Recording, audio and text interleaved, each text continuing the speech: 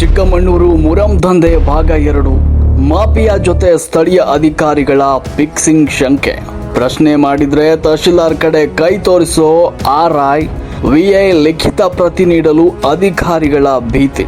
NOC ಇಲ್ಲ ಅಂದಿದ್ದ PDO ಕಲ್ಪನಾ ಈಗ silent ಆಗಿದ್ದೇಕೆ? Mafia ಮಡಿಲಿಗೆ ಶರಣಾಯ್ತ panchayat.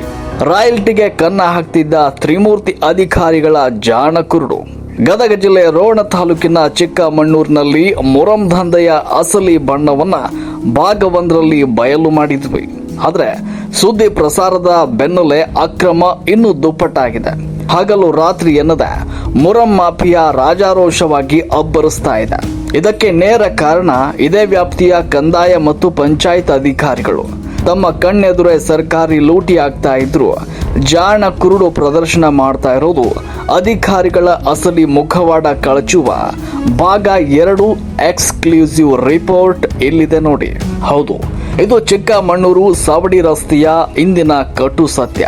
ರಾಷ್ಟ್ರ ಕ್ರಾಂತಿ ನ್ಯೂಸ್ ಅಕ್ರಮ ಬಯಲು ಮಾಡಿದ ಮೇಲಾದರೂ ಅಧಿಕಾರಿಗಳು ಎಚ್ಚೆತ್ತುಕೊಳ್ಳಬಹುದು ಅಂತ ಸಾರ್ವಜನಿಕರು ಭಾವಿಸಿದರು.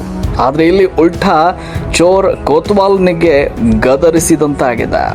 ಮಾಫಿಯಾದವರ ಕಿಸೆ ತುಂಬಿಸಲು ಇಡೀ ಇಲಾಖೆಯ ಬೆಂಗಾವಲಾಗಿ ನಿಂತಿದೆಯಾ ಎನ್ನುವ ಸಂಶಯ ಕಾಡ್ತಾ ಇದ್ದು ಅಕ್ರಮದ ಲಾರಿಗಳು ರಾತ್ರಿ ಇಡೀ ಗರ್ಜಿಸುತ್ತಲೇ ಇವೆ. ಏನು ಕ್ರಮ ಕೈಗೊಂಡಿದ್ದೀರಿ ಅಂತ ಕಂದಾಯ ನಿರೀಕ್ಷಕ ಅಭಿಷೇಕ್ ಖಾನಾಪುರ್ ಮತ್ತು ಗ್ರಾಮ ಲೆಕ್ಕಾಧಿಕಾರಿ ಕುಮಾರ್ ಅವರನ್ನ ಪ್ರಶ್ನೆ ಮಾಡಿದ್ರೆ ಇವರಿಂದ ಬಂದಿದ್ದು ಮಾತ್ರ ಪರಮ ಉಡಾಫೆಯ ಉತ್ತರ.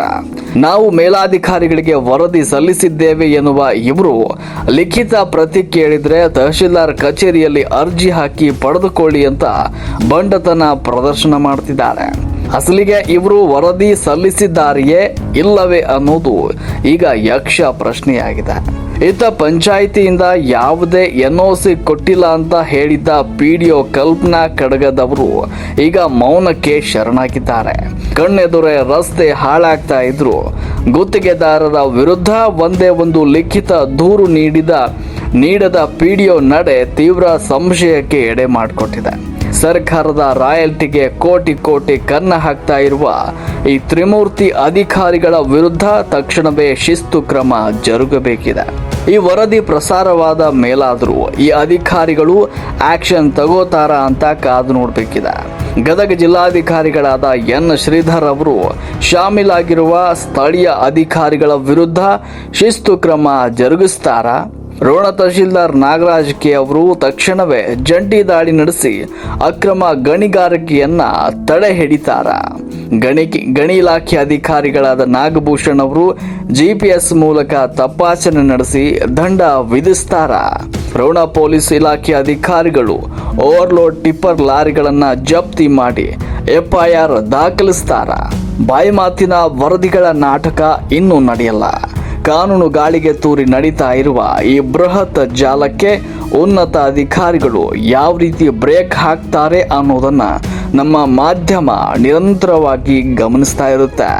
ವರದಿ ಅಂದಪ್ಪ ಮಾದರ್, ರಾಷ್ಟ್ರ ಕ್ರಾಂತಿ ನ್ಯೂಸ್, ಗದಗ.